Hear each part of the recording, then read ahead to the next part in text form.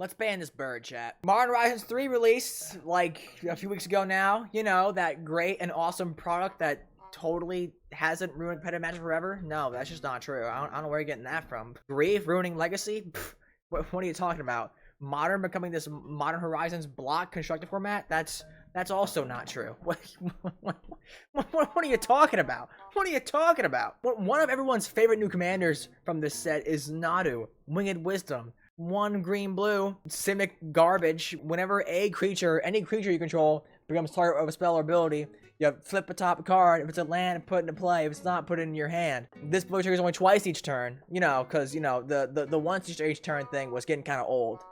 I'm not gonna lie, it was, but it probably should have been once a turn here. I'm not gonna lie to you. There has been a lot of controversies around this card. A lot. To many players calling for a ban because of the state this guy brings to the game. And today, we are gonna look at the potential problems this guy brings to Commander and whether or not this guy should go. In case it's not obvious by now, I totally think it should go. But, you know, yeah, let's get into it. Let's get into it. For those of you who are unaware of what Nadu's main thing is in Commander, what he usually does is he plays one of the equip 0 equipments, being Shuko, Lightning Greaves, stuff like that. And then you play any green card that makes creatures when lands enter the battlefield. And now you have this combo, or rather synergy, where whenever you flip a land off of Nadu, you get to make a creature, and that creature gives you 2 more Nadu triggers. The problem with this combo is that it's not actually a combo, but the odds are so weighed heavily in your favor that it's a combo most of the time, but you still have to actually sit there and play it out because you could totally whiff due to the numbers just not being in your favor.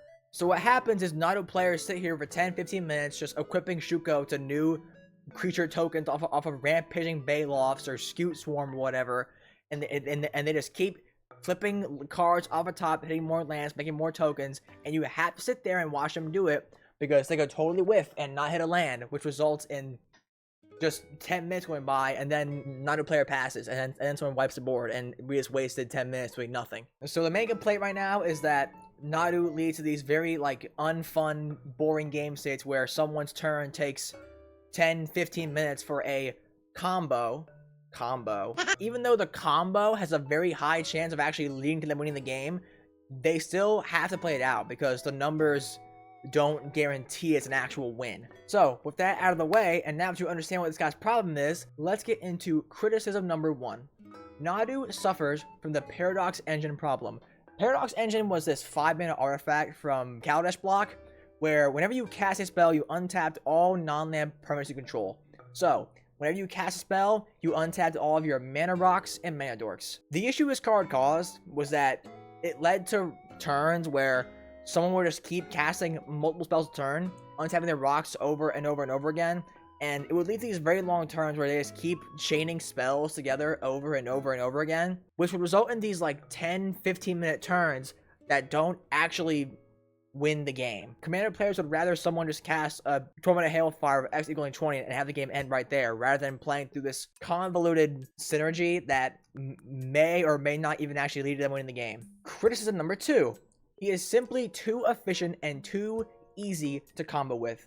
There are 4 equipment in Magic that have equip 0 in the game. There's also leather armor, I guess, but you can only equip that thing once a turn, so it doesn't really count. This, combined with the fact that there are so many artifact tutors in blue, as well as the fact that there are just too many green cards to list that make creatures when lands enter, means that Nadu is this deck that is in no short supply of combo pieces. It is so easy to assemble synergy with Nadu between blue's card selection effects, blue's tutors, and green's just overabundance of lands, matter, creature, shenanigan, garbage stuff. And the overabundance of combo pieces means that even if you remove one, the Nadu player can just very easily draw another one. A good comparison I'd say is Leovold.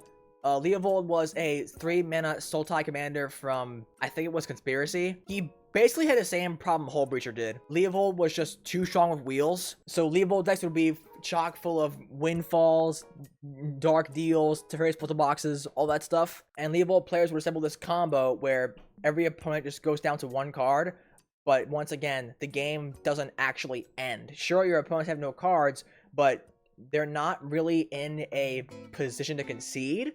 because they could totally top deck something that puts them back into the game. The common problem we're seeing with these commanders is that synergies that are combos that don't actually lead to wins are just problematic and lead to unfun game states. Sure, you could just say to Leovold, okay, you wield us, yeah, we'll all concede, but you still kind of shouldn't, because the Leovold player hasn't actually won yet. Sure, they did this massive play that results in a massive card difference, but the game's still not over. They haven't actually won the game yet. They just reduced your resources by a lot. Criticism number 3. Nadu is too difficult to interact with.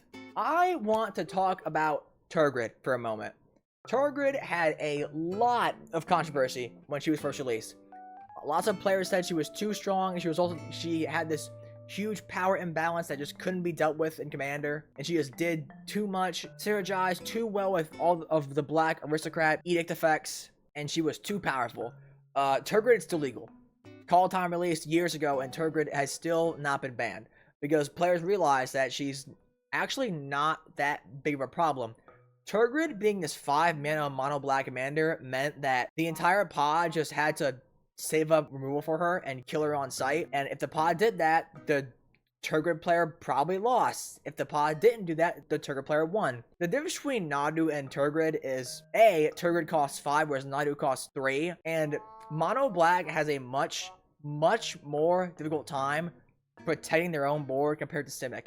Simic has so many cheap or even free ways to protect their own pieces, which also in Nadu's case, some of them even trigger Nadu, advancing the Nadu player's game plan. Turgid being in mono black meant you had to use like Not Dead After All or like Undying Evil, and yeah, these cards work at protecting Turgid, but they aren't really catch-alls like Simic has. Simic has Essence Flux, which lets you just blink Nadu and avoid all removal. Green gets these silly 1-mana protection spells to give hexproof and indestructible now. Cameo Safekeeping, Tyvar Stand. There's so many of these spells now that Green just gets every set. Not to mention Counter Magic in blue. The free ones. Fierce Guardianship, which is, of course, going to be a slam dunk in Nadu with all your card draw you have, with Nadu just doing the damn thing. Compared to Turgid, Nadu is cheaper and just has much more card choices for protection, as well as having more efficient and overall just stronger choices for card protection. Nadu overall is just a much more resilient threat than Turgid ever was and ever will be. Criticism number 4. Nadu is simply not fun. Do you want to sit there for 15 minutes and watch Nadu player combo off just to result in this large board state that might just get removed with a single board wipe? I don't. As I mentioned before, the table can just choose to concede once the Nadu player demonstrates the synergy between the equipments and the creature token makers with lands, but you still kind of shouldn't, because it's not a determined combo. The combo could totally whiff and result in the Nadu player just getting a lot of mana and a lot of cards. And sure, that sort of advantage imbalance probably will lead to the Nadu player winning the game, but you still could totally find a way to pull back from that and stop them. One player could have a Wrath in hand and knock the Nadu player back in terms of creatures on the board state. I would simply say that Nadu bears too many resemblances to past commander bans such as Paradox Engine and Leovold to justify him sticking around. Let's see what defenses there are for Nadu existing. Defense number 1. I like him when I play him. Okay, dude. Yeah, sure. Awesome. That's bias. Get out of here. That doesn't count. Defense number 2. The bird is too strong. Kill him.